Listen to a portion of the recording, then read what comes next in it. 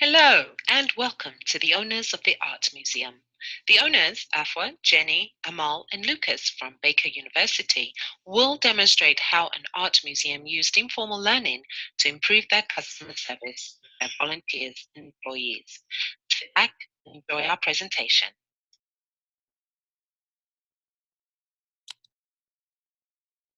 The Art Museum is a place for the public to view the large collection of ancient, contemporary, and modern art, and it is well known for its collection of 17th century Japanese art. Our overall goal is to create an informal learning experience for the museum employees and volunteers to understand and implement the how to's of customer service to visitors on a daily basis.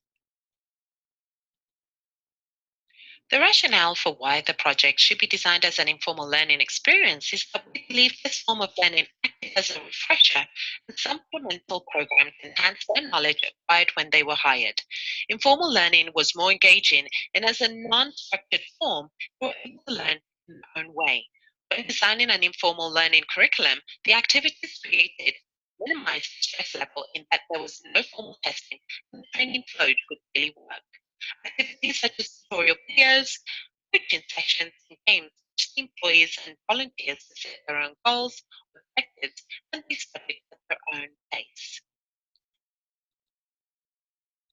The Art Museum expressed the need for informal training geared towards new and current employees, volunteers, and the community. This research is staffed with providing timely, attentive, upbeat service to the customer, making sure their needs are met in a manner that reflects positively on the company. The Arts Museum needed an informal training plan to train the employees and volunteers also on museum history and background training for adults and children. The Art Museum created an informal learning environment for their volunteers and employees to enhance their knowledge. The museum needed the staff to view the customer in a different light to provide excellent customer service but to ensure customers gained an incredible experience when they visited the museum. This would enable all involved to know their job tasks well, know their human history, and the background training for adults and children with confidence. Resources such as games, sports, and interactive computer activities were put in place to achieve the goal of deeper learning. Now let us go over to Jenny to discuss the assessment. Thank you, Alfred, for that transfer. Now we will be discussing the needs assessment and why it is so important to have informal learning for the volunteers on customer service, museum history, and background training for adults and children. Informal learning is far more engaging than the traditional formal learning that the volunteers went through when they first were hired. It's a non-structured form of learning that is away from the classroom environment and improves engagement from the volunteers. We will also discuss the three constructs that pertain to the needs assessment: the current problem, the desired state, and the gap that the product will fill, and the product being the informal learning. To begin, we know that the museum needs a training plan in order to train their employees as well as their volunteers on customer service, museum history, and background training for both adults and children. The problem with the current learning is that there is no opportunity for informal learning or online learning that would supplement a traditional classroom style learning. When you create that informal learning environment through interactive activities or online training, you minimize the stress levels that are associated with formal testing and the structure of a classroom. Videos and interactive Q&As, one-on-one coaching sessions, and partnerships, or even games, will enable the employees and their volunteers to set their own goals with the struggles or difficulties that they are having with the training themselves. Next, the desired improvement for the museum would involve varying ways to incorporate social learning, online learning, and non-structured learning. Spontaneity of learning will add to the richness and culture of the museum that it is trying to build for its brand and its customer service aspects, filling that void of variety. Now that we know the importance of having informal learning for the customer service aspects and the museum background for training, we can dive more into the stakeholders. We know that the Negro League Baseball Museum are seeking training for their employees and volunteers based on those different aspects. But who are the stakeholders? Number one, it is the hiring managers. And number two, it is the employees and the volunteers who are doing these trainings during the season through interactive online supplemental materials such as tutorial videos, partnerships and coaching with one another, games, and shadowing throughout the process. Now I'll turn it over to Amal to talk about audience context analysis. Now we're going to talk about the audience analysis of the art museum. Informal training will be conducted at the art museum. The audience are current and newly hired employees and volunteers that interact with visitors on a daily basis. The informal learning will be mostly about customer service and the museum's historical background online.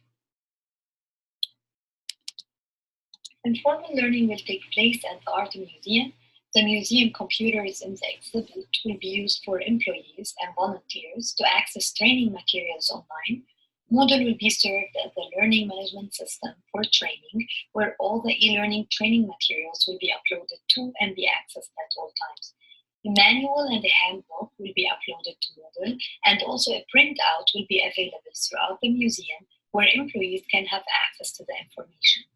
Frequently asked questions page will also be created and uploaded on Moodle to ease the employees and volunteers' life if they have any questions and need an immediate answer.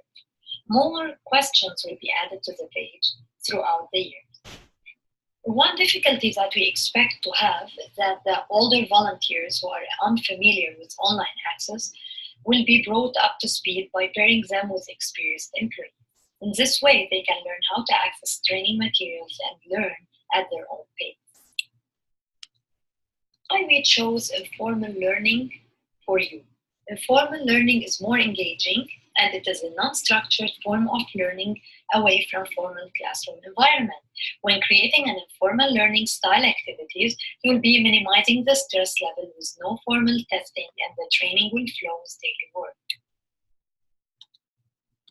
These are the informal learning strategies that we're going to implement. All employees and volunteers will have access to the existing training materials that they already trained on when they first were hired. This online training materials will be uploaded on Moodle. Also, such training materials are tutorial videos, which are short videos of the history and background of the museum, in addition to customer service techniques. Employees and volunteers also will have access to a frequently asked questions page, which will help to answer any questions they have. A handbook and a training manual also will be uploaded on Moodle. Several copies of this will be printed out and distributed in the museum, where employees and volunteers will have easy access to them. Also, discussion forums is part of the training material, also will be available for employees to communicate and share their experiences. In addition to workplace mentoring, which is the second strategy that we're going to implement, is shadowing, pairing new employees and volunteers with current employees will give the newbies an opportunity to see how business is conducted in the museum. Because it's with no exams or assignments to worry about, new employees can learn by example and incorporate the practices they observe in more experienced employees. This also gives new employees the confidence they need to do their jobs well.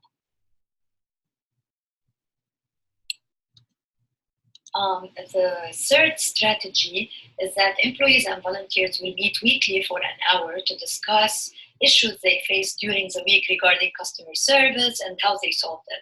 Also, the meeting will include real-life case studies. Employees and volunteers will be able to use and express what they know and implement them to solve their case by working in teams of 2 or 3. They can then be instructed to review their notes if they misunderstood a certain concept. Another strategy is company happy hour or company sports. Joining a recreational game or attending happy hour together gives employees and volunteers an opportunity to get to know each other better and encourages conversation. In this way, employees can stay up to date on what's going on at the museum, which they might not have time to do during the workdays. Also, sports leagues also encourage exercise, which comes with its own list of benefits, including increased energy and improved sleep that can improve employee performance. Of course, it also builds teamwork and company pride. The last strategy is social media engagement, such as LinkedIn, Facebook, and other social media outlets are full of industry information, which will encourage employees and volunteers to connect online with your company and other industry leaders to stay on top of the latest news and trends. Thanks, Amal. Now I'm going to talk about the evaluation plan, which is really what we're going to be doing to evaluate the informal learning of the design of this process. First, it's the evaluation instrument. So Kirkpatrick's model will be used to focus on the 4 levels of evaluation, which are reaction, learning, behavior, and results. Reaction is to understand the reaction of the employees and volunteers about their learning experience, and we're going to conduct anonymous surveys that will include both open-ended questions and a rating scale. In the learning part, we're going to conduct the survey that would determine how much the employees and volunteers understood at the end of each training session. The evaluation will be based on discussions undertaken as opposed to testing trainings. The answers will be covered together to ensure the concept is learned. Behavior. This is when observational and focus groups will be created as a checklist to see if there's any behavior changes with the different groups. And then finally, results. A comparison between last year's data to the present time frame will be made, include information about how many visitors came. Feedback from visitors to see if there's anything in the training that we can change with our outcomes.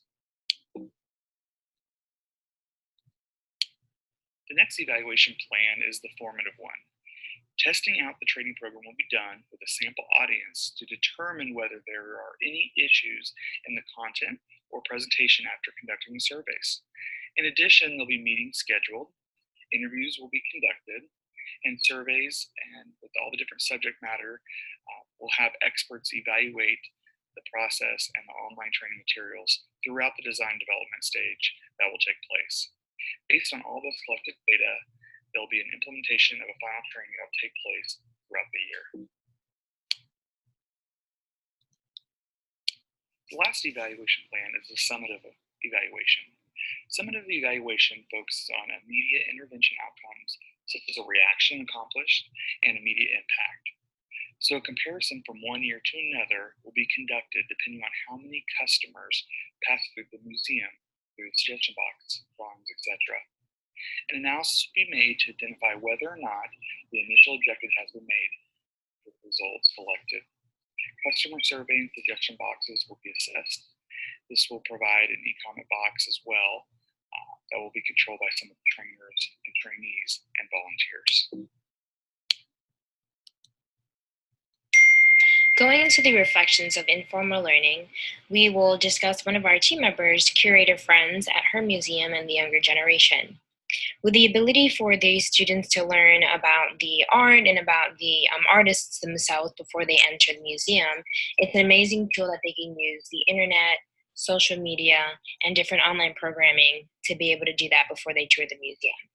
So they'll be able to become very familiar with the paintings and sculptures all on their own time, making it an informal learning experience that's non-structured and outside of the classroom. Our team member enjoyed the assignment as it went along with the interest of that article posted below.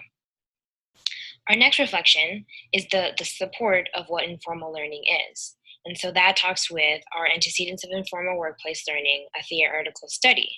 And so the main basis of informal learning is what supports it, and we get that from many of our different classmates and many of our life experiences.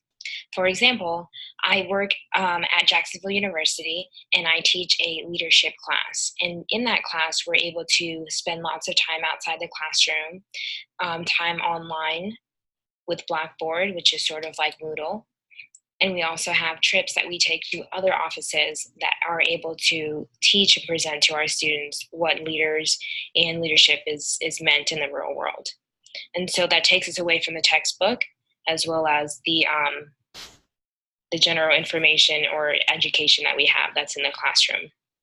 So these are just a few examples of informal learning and how we've taken it from our friends who have other positions, from our classmates who have demonstrated their positions, and all from ourselves. Thank you.